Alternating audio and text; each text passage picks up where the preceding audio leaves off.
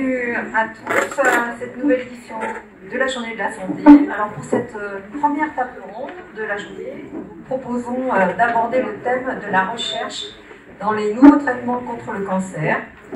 Pour évoquer ce sujet, nous avons le plaisir d'accueillir Gilles Freyer, chef de service de l'oncologie médicale au CHU de Saint-Étienne et au CHU de Lyon, Romain Rivoirard, médecin oncologue médical à l'hôpital privé de la Loire, et Jérôme Jaubert, au centre, président du comité de la Ligue contre le cancer Loire. Alors ce qu'il faut dire quand même, c'est que le cancer se soigne, on peut en guérir. Aujourd'hui, il se traite avec de la chimiothérapie, de la radiothérapie, des thérapies ciblées et de la chirurgie. Depuis ces dernières années, de formidables avancées ont eu lieu notamment avec l'immunothérapie. Alors je vais commencer avec vous, Gilles. Est-ce que vous pouvez nous rappeler ce que sont l'immunothérapie et les thérapies ciblées? Et puis vous étiez aussi évoqué l'état de la recherche en France et dénoncé le fait que certains médicaments ne soient plus aujourd'hui mis en accès précoce pour des raisons financières.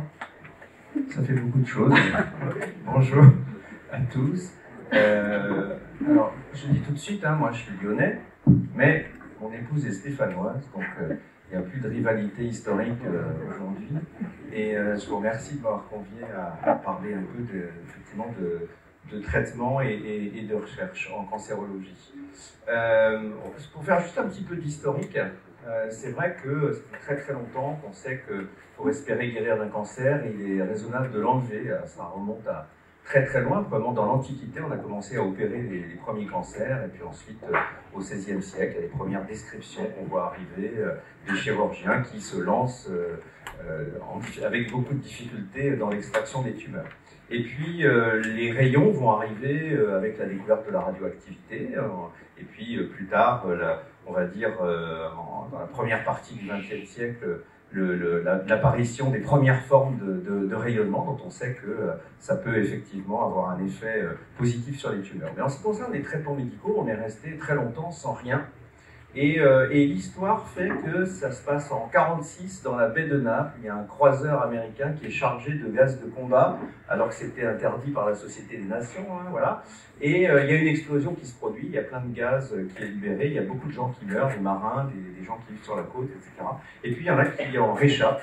Et on se rend compte chez ceux qui survivent qu'il y a une baisse très importante du nombre de globules blancs. Et là, il y a des gens, des médecins, des chimistes, italiens, américains, etc., qui disent, au fond, est-ce qu'on ne pourrait pas essayer de voir si ces molécules, enfin ces poisons finalement, pourraient avoir un effet sur des maladies où il y a trop de cellules qui prolifèrent, comme les maladies cancéreuses par exemple. Et c'est ainsi que dans les années 50 sont arrivées les premières chimiothérapies, c'est-à-dire on a donné finalement à des êtres humains des poisons, il faut bien dire ce qu'il y a, et on a obtenu les premières rémissions de certaines leucémies, etc. Alors il y a plein d'histoires comme ça. Des équipes médicales vont à Madagascar chercher de la pervenche de Madagascar parce qu'on pensait que ça avait un effet sur le diabète. En fait, ça n'a pas du tout d'effet sur le diabète, mais ça a créé des baisses de globules blancs très importantes, et voilà toute une série de médicaments qui vont arriver dans le futur, et ainsi de suite. Donc il y a toute une partie où finalement, toute une partie de l'histoire où les médicaments ont été découverts par hasard. Et puis ensuite, il y a eu une période où on s'est dit, on va peut-être regarder un peu toutes les molécules qui arrivent comme ça dans l'industrie chimique, ou les dérivés de plantes, etc. Puis on va voir si on en met sur des cultures de cellules cancéreuses, ça peut avoir un effet, etc. Et on s'est rendu compte qu'en screenant des milliers de molécules, on arrivait à peine à une ou deux qui finissaient par arriver sur le marché, donc c'était très peu rentable sur le plan scientifique. On a par exemple une firme espagnole qui s'appelle PharmaMar qui a consacré 20 ans à faire de la recherche sous-marine pour voir s'il n'y avait pas dans les fonds sous-marins des molécules qui pourraient servir contre le cancer. Et au bout de 20 ans, on en a trouvé une seule. Et évidemment, ça, c'est pas rentable pour la firme, mais heureusement, ils étaient adossés à des grands trusts bancaires, immobiliers, etc., qui leur permettaient de survivre. Le premier message que je veux faire passer, c'est que quand on veut faire de la recherche en cancérologie pour des nouveaux médicaments, il faut beaucoup d'argent. et que ce beaucoup d'argent, on ne le trouve pas dans le secteur public. Voilà, donc ça, c'est important de le dire. Et donc, moi, lorsque j'étais plus jeune, on va dire à la fin de mon internat, à Lyon, on a vécu cette période de la fin de la chimiothérapie. C'est-à-dire qu'on avait l'impression d'arriver vers un mur en se disant bon, on a fait pas mal de progrès, mais on ne guérit pas tous les cancers. Et on n'a pas l'impression qu'on va pouvoir encore progresser dans le domaine de la chimiothérapie. On était un peu désespéré. Et puis arrive là, on est dans le milieu des années 90, arrive à une nouveauté qu'on ne pressentait pas, qui vient de la biologie moléculaire. C'est-à-dire que ça fait déjà une dizaine d'années, une quinzaine d'années que les biologistes moléculaires ont appris à rentrer dans la cellule, à aller regarder le patrimoine génétique, l'ADN, etc. Et ils se sont rendus compte que la cellule, c'est pas comme j'avais appris moi en biologie lorsque j'étais petit, c'est pas un sac avec à l'intérieur un noyau puis des petits trucs qui flottent dedans, pas du tout, c'est une machinerie d'une complexité extraordinaire avec des autoroutes de l'information à l'intérieur des cellules. On n'a rien inventé, hein, la nature l'a fait avant nous. Et on s'est rendu compte que si on arrivait à bloquer l'information qui circule à l'intérieur des cellules cancéreuses à certains endroits, eh bien on pouvait peut-être avoir un effet. Et c'est le premier médicament qui arrive à cette époque-là, qui va agir sur une anomalie cellulaire dans une maladie assez rare qu'on appelle les tumeurs stromales gastro-intestinales, qui s'appelle le Gleevec, ce médicament. Et là où vous aviez une tumeur sur laquelle rien ne marchait, pas la chimiothérapie, pas les rayons, etc., vous avez une molécule qui en une semaine fait fondre les tumeurs. C'est une révolution extraordinaire et c'est l'arrivée de ce qu'on appelle les thérapies ciblées. Voilà. Thérapies ciblées, c'est aller agir à l'intérieur des cellules sur des zones bien particulières. Malheureusement, pour que les thérapies ciblées soient ultra efficaces, il faut que les cellules soient un peu bêtes, c'est-à-dire il faut qu'elles activent une seule autoroute de l'information à l'intérieur. Et malheureusement, c'était le cas dans ces fameuses tumeurs stromales. Et malheureusement, ce n'est pas le cas de beaucoup de tumeurs, parce que les cellules sont diaboliquement intelligentes et en fait, elles vont activer plusieurs autoroutes de l'information. Si vous en bloquez une, si vous mettez un péage, eh ben, ça va passer par d'autres voies, raison pour laquelle les thérapies ciblées, qui ont été une très belle révolution et qui continuent aujourd'hui, parce qu'il y en a des centaines, effectivement, n'a pas permis de guérir tous les cancers, mais on a fait des progrès importants. Il y a une troisième voie qui a été explorée ces dernières années, c'est effectivement la voie de l'immunothérapie. Alors ça, c'est différent. On ne va pas aller chercher à détruire les cellules cancéreuses avec soit de la chimiothérapie, c'est-à-dire plus ou moins des poisons, soit des thérapies ciblées. On va essayer au contraire de réveiller le système immunitaire comme il le fait finalement lorsque vous êtes agressé par un virus, une bactérie, etc. Une espèce de principe de vaccin, si vous voulez. Alors les vaccins anti-cancer, ça fait très très longtemps qu'on y pense, 30-40 ans. Même à une époque, les premiers vaccins, ça consistait à prendre un bout de tumeur, à faire une espèce de broyat, et puis de le réinjecter sous la peau du patient en disant tiens, il y aura peut-être une réaction immunitaire, comme dans la grippe, la rougeole, etc. En fait, ça ne marchait pas du tout parce qu'on s'est rendu compte que les cellules cancéreuses, en fait, ont trouvé le moyen d'endormir les défenses des patients, d'endormir le système immunitaire alors qu'on devrait les rejeter puisque c'est un peu comme des corps étrangers. Et on a fini par comprendre comment fonctionnaient en fait ces mécanismes d'endormissement. Et en fait, on ne l'a pas compris grâce à la recherche en cancérologie, on l'a compris grâce à la recherche sur le sida. Parce que c'est à l'époque de la recherche sur le sida où on s'est dit, pour lutter contre le virus HIV, peut-être qu'on pourrait réveiller effectivement le système immunitaire. Alors ça n'a pas fonctionné dans le sida, mais on s'est rendu compte que ça avait un effet dans le cancer. Et c'est ainsi qu'est née l'immunothérapie, qui consiste en fait à donner des anticorps qui vont aller bloquer certains récepteurs, si vous voulez, au niveau des cellules immunitaires et vont avoir pour effet de les réveiller et de les faire se retourner contre les tumeurs cancéreuses. Et ça a été, c'est un progrès qui date maintenant d'une dizaine d'années, ça a été absolument révolutionnaire dans tout un tas de maladies, dont le mélanome malin, les cancers bronchiques, etc. Alors pour reprendre le mouvement historique, lorsque moi j'étais jeune, par exemple, le cancer du poumon, c'était probablement pour le cancérologue le pire cancer possible, enfin un des pires, et malheureusement tous les patients qui ne pouvaient pas être opérés, en général mouraient en moins d'un an. Aujourd'hui, entre les thérapies ciblées et l'immunothérapie, c'est probablement la maladie dans laquelle on a fait le plus de progrès, où on a le plus de traitements à mettre à la disposition des patients. Donc voilà un petit peu pour l'historique, et voilà un peu pour décrire les traitements dont vous avez parlé. Alors maintenant, très brièvement, il y a deux choses. Voilà, la recherche. Alors la recherche française en cancérologie, c'est une recherche de pointe. On a de la chance. Ça fait longtemps que les cancérologues français sont en pointe dans le monde.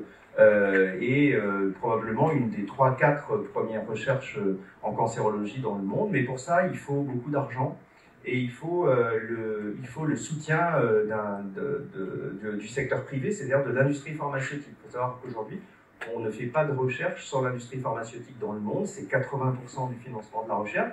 Et nous sommes aussi dans un pays qui est le pays du pharma-bashing, hein, où il est de bon ton de dire que l'industrie pharmaceutique nous empoisonne auprès de la sécurité sociale. Il faut penser aussi que, bien entendu, c'est l'industrie qui défend ses intérêts comme tout le monde, et il y a vraiment des gens bien et des gens moins bien dans ces industries-là. Mais il faut penser que sans l'industrie pharmaceutique, il n'y a pas de recherche possible. Et quand on fait du pharma-bashing, eh qu'est-ce qu'on fait? On fait partir les industriels de France. Et hélas, aujourd'hui, on produit de moins en moins français dans le domaine du médicament. Et quand on n'a plus de paracétamol et d'amoxicilline, on pleure et on dit « Ah, qu'est-ce qui s'est passé ?» Ben oui, mais voilà. Dernier élément, ce qui me préoccupe aussi un petit peu, c'est l'accès aux médicaments innovants. Début 2005 est arrivé un médicament extraordinaire dans le cancer du sein qui s'appelait l'Herceptine. Et à l'époque, dès qu'on a eu les résultats sur la diminution du risque de rechute, la France a été un des 3 premiers pays dans le monde à donner accès à nos patients à ce médicament extraordinairement innovant qui a changé le destin de beaucoup de patients. Aujourd'hui, on a une espèce de tendance contraire qui est liée à la financiarisation de la réflexion. Finalement, le médicament, c'est trop cher.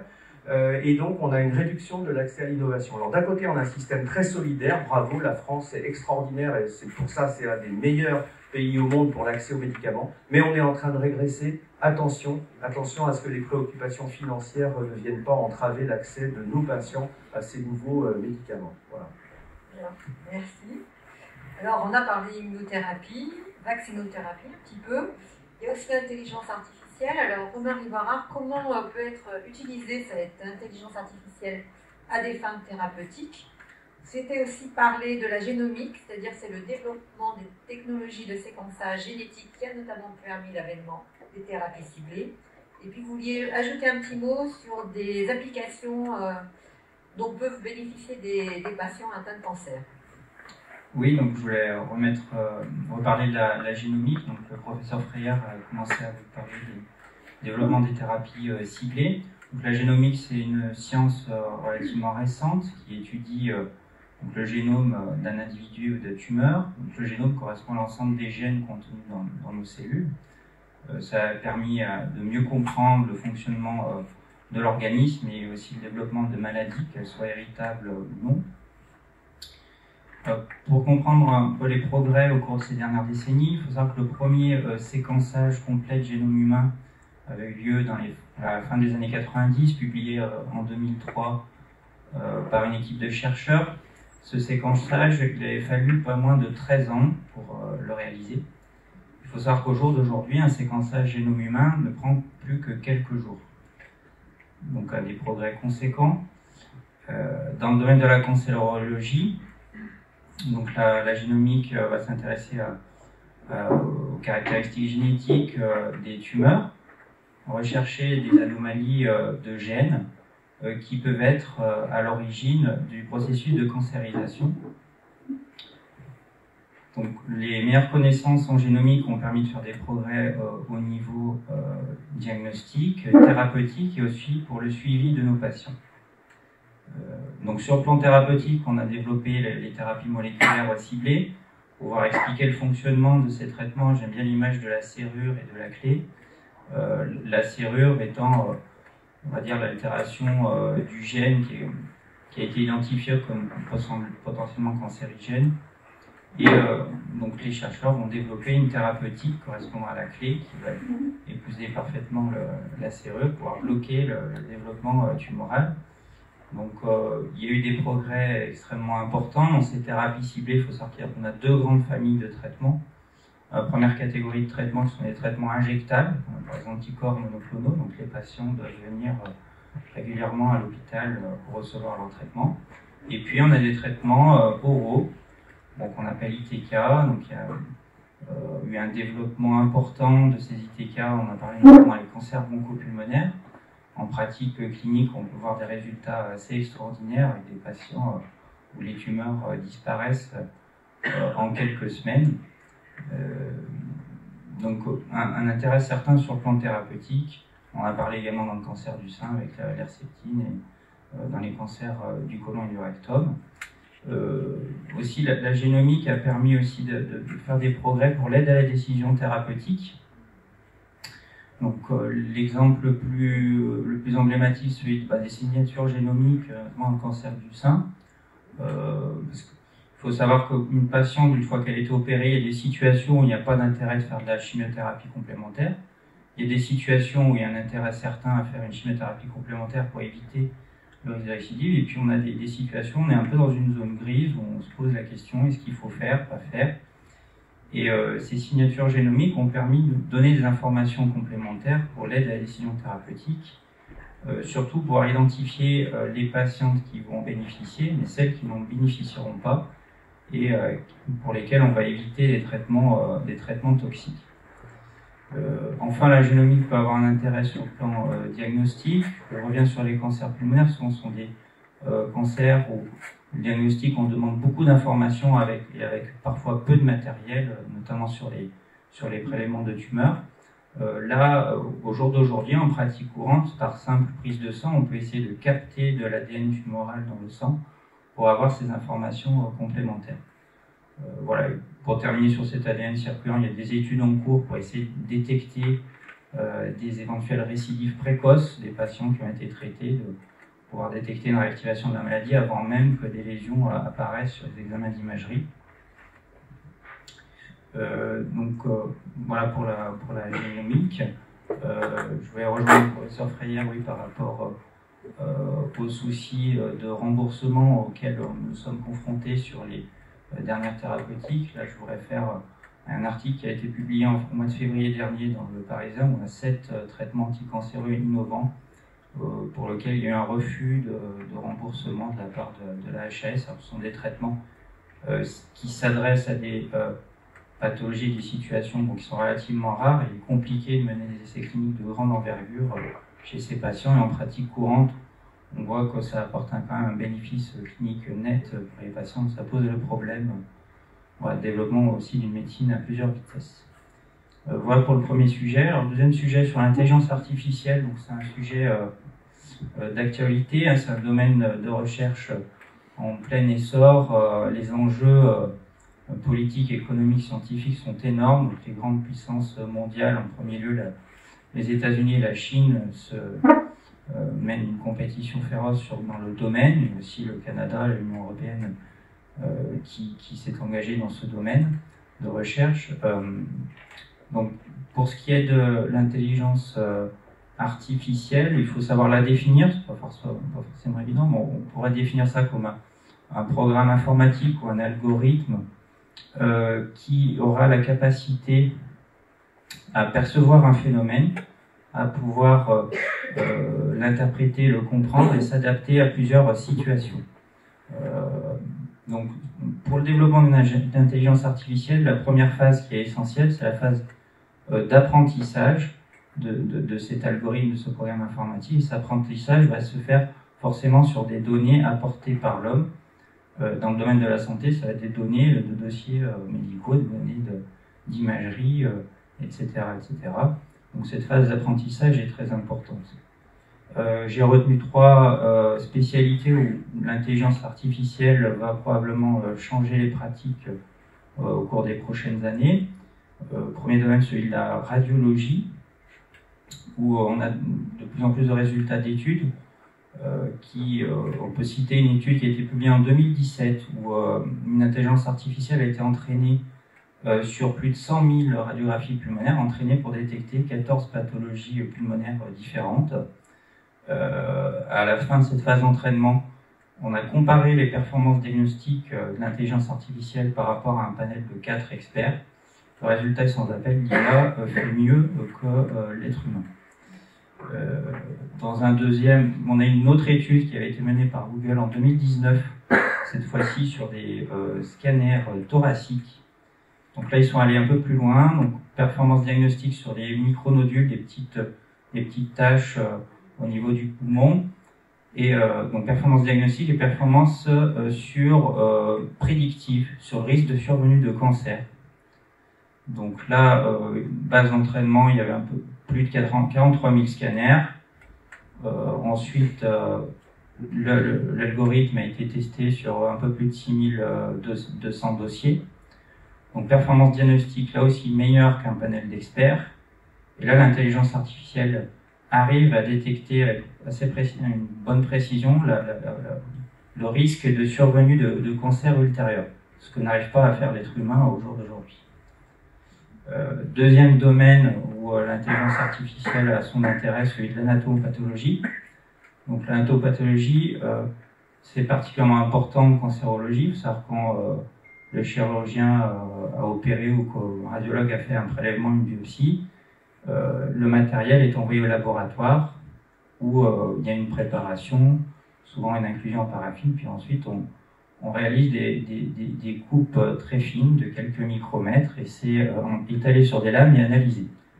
Jusqu'à présent, c'était une lecture par microscope optique, mais les récentes avancées nous permettent désormais de faire des lames numérisées et de lecture sur ordinateur. Donc il y a des études qui se multiplient dans le domaine, sur le processus d'automatisation, de préparation et de lecture des lames. Alors on pourrait être un peu provocateur en disant à terme, est-ce qu'il y aura encore des anatomopathologistes?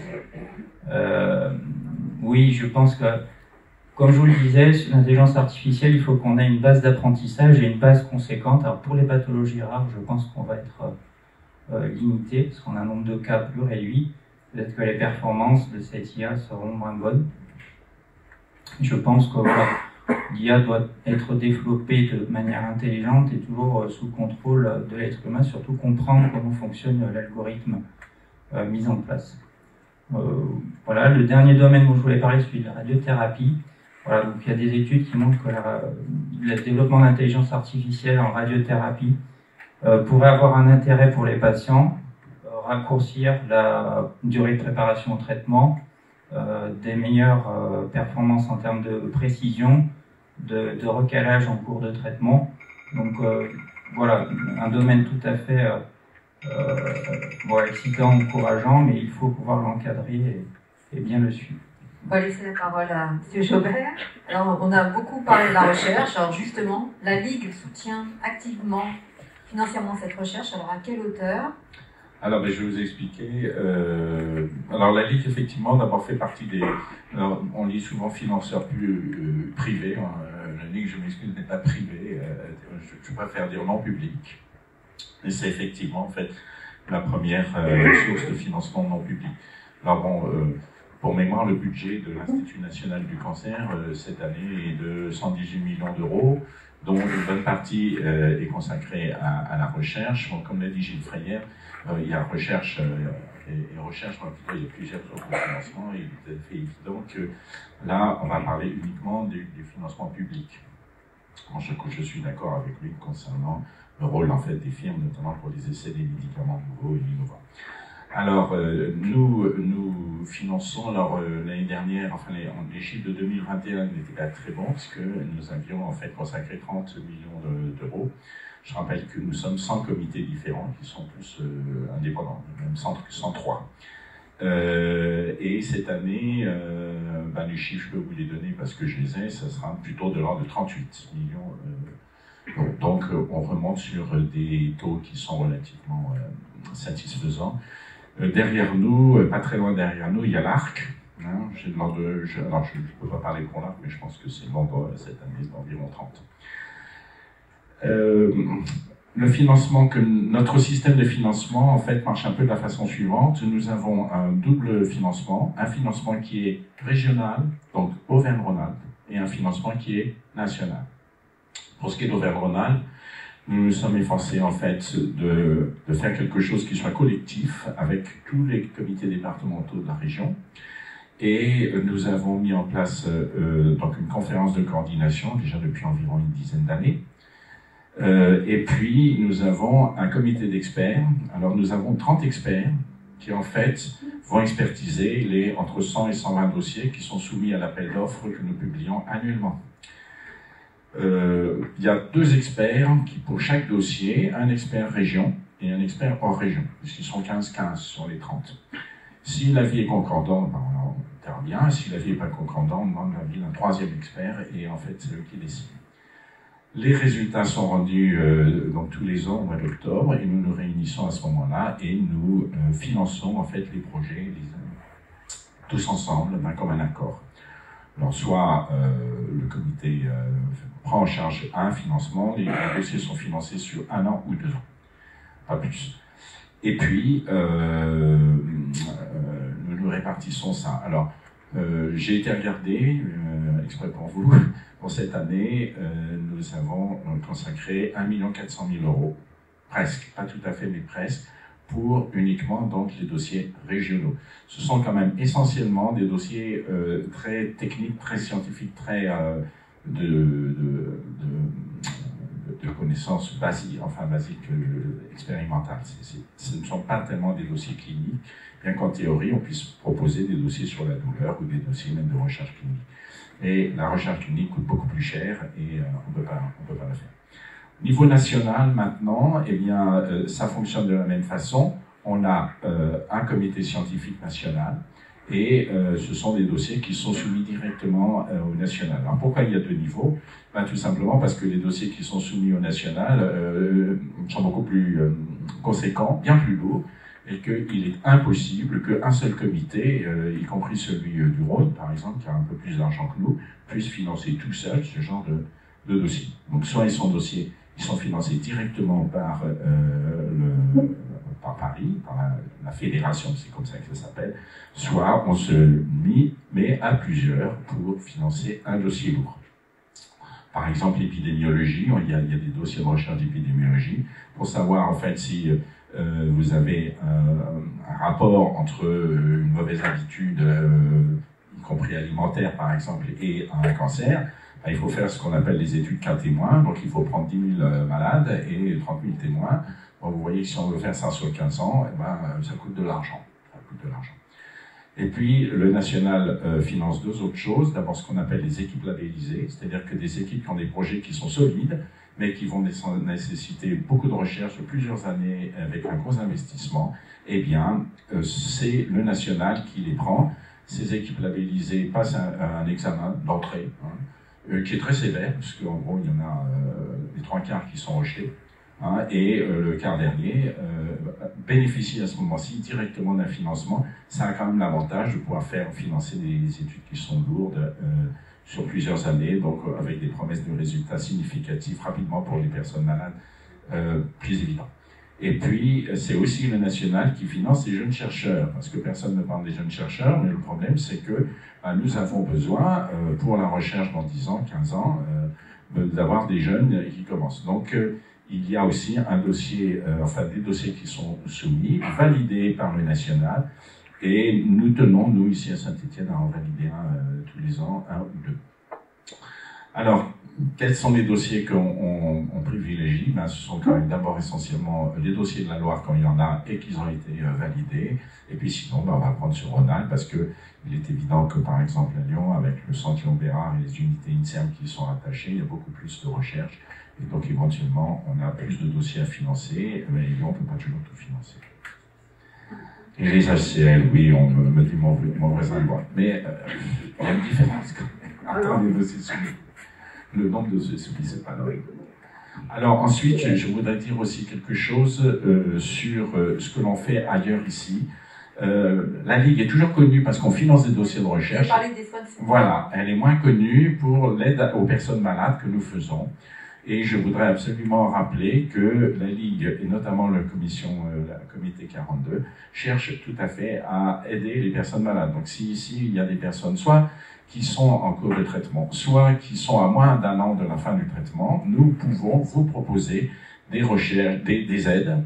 Alors il n'y a pas que des aides financières ou des aides en heures d'aide ménagère, parce que ça on fait ça depuis très longtemps, mais il y a des aides pour l'activité physique adaptée. Je rappelle que si on a un peu d'activité physique adaptée, en rapport naturellement avec notre état physique dans le traitement, eh bien les rechutes sont moins nombreuses.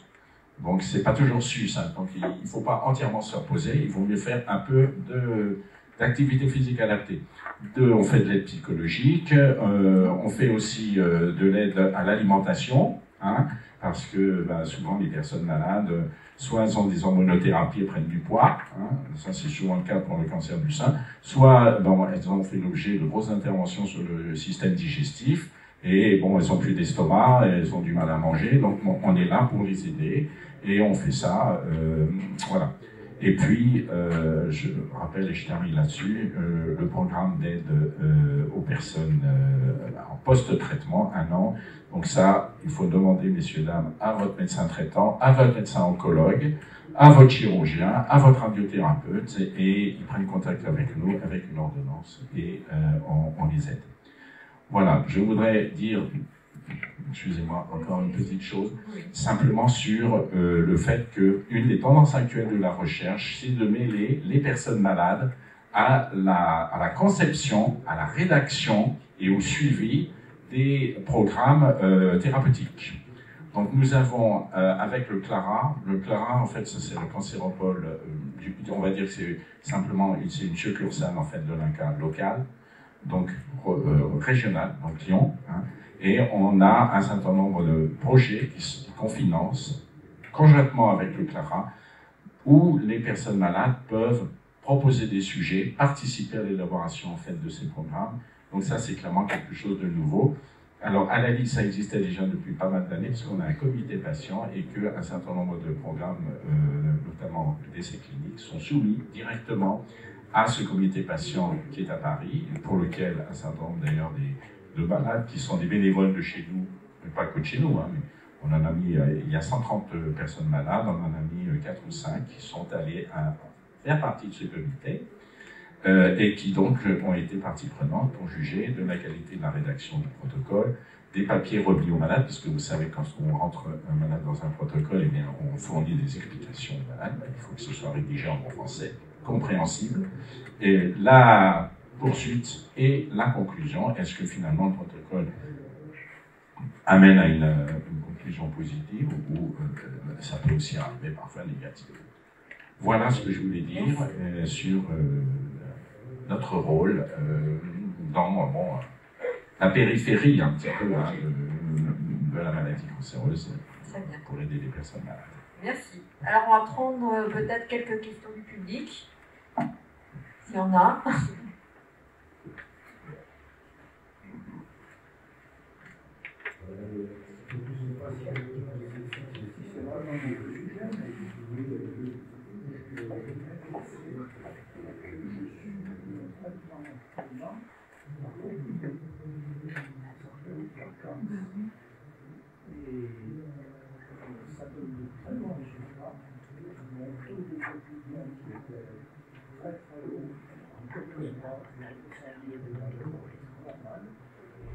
Et ma question, est-ce que ce traitement il faut continuer?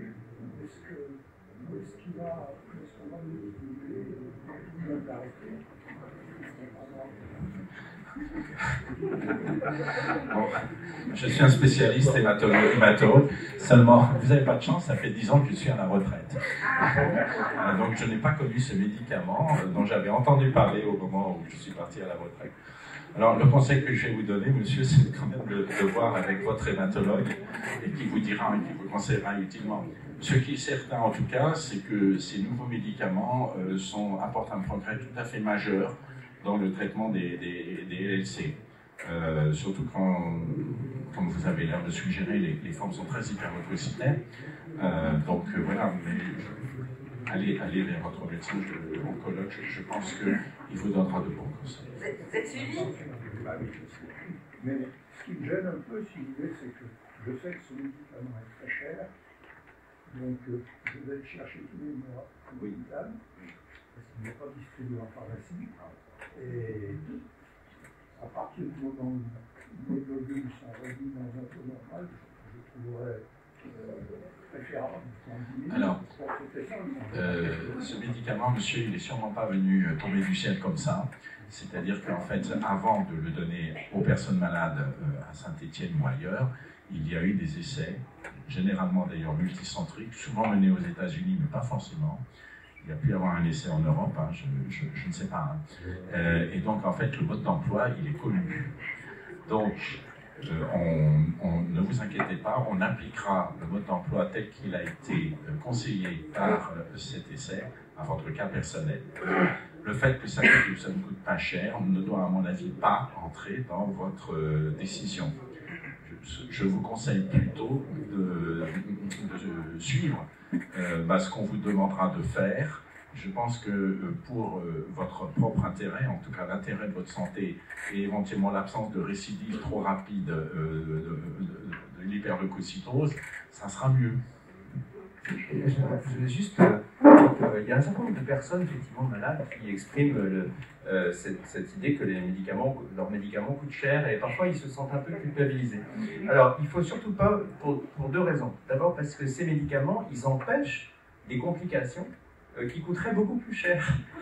Et c'est sûr que quelques mois d'un médicament, même très cher, ça coûte toujours moins cher qu'une semaine d'hospitalisation. Dans mon service, la journée d'hospitalisation, déjà à la base, coûte plus de 2000 €. Donc là, il n'y a aucun souci là-dessus. Deuxième élément, contrairement à ce qu'on nous raconte parfois à longueur de journée, les médicaments ne sont pas à l'origine du trou de la sécurité sociale. Depuis 20 ans, dans les dépenses de santé, depuis 20 ans, le seul pôle qui n'a pas augmenté sont les médicaments. Bien qu'il y ait des médicaments nouveaux, plus chers, etc. Pourquoi? Parce qu'il y a les génériques, etc. Parce qu'il y a un certain nombre d'économies qui sont réalisées. Donc les médicaments, ça ne creuse pas du tout le trou de la Sécu, hein, vraiment pas. Donc il ne faut pas avoir d'inquiétude avec tous ces prêts. Je voulais juste rebondir sur votre question sur la notion de durée du traitement. C'est vrai que c'est souvent une problématique en pratique clinique avec des patients qui prennent un traitement pendant 1 an, 2 ans, 3 ans et qui, au cours des examens, des contrôles successifs, sur les examens d'imagerie, de biologie, on a plus de signes objectifs d'activité de la maladie. Donc voilà, après, donc ça pose question, mais souvent, on explique aux patients que le risque de récidive, il n'est pas nul, il faut essayer de poursuivre le traitement, qu'il peut y avoir un risque de rebond de la maladie à l'arrêt du traitement. Donc, ce sont des traitements, les thérapies ciblées qui sont développées en oncologie solide, je parle essentiellement, d'abord dans des situations de maladies métastatiques. On les voit maintenant apparaître dans des indications de traitement sur des maladies localisées aussi, avec des durées qui ont été prédéfinies dans les essais cliniques. Donc voilà, c'est vrai que la durée est une question en pratique clinique qu'on a assez souvent avec nos patients. Est-ce qu'il y a d'autres questions? Oui, s'il vous plaît. Est-ce qu'on peut par une prise de sang détecter un cancer? Alors, c'est une excellente question. C'est une excellente question. Parce qu'en fait, de quoi on rêve finalement?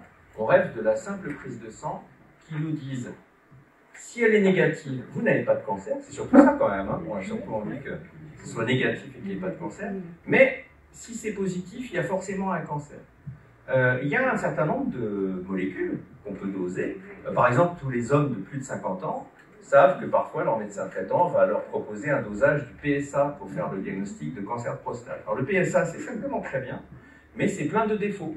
C'est-à-dire qu'il y a des PSA élevés et il n'y a pas de cancer de prostate, et puis il y a des PSA normaux et il y a un cancer de prostate.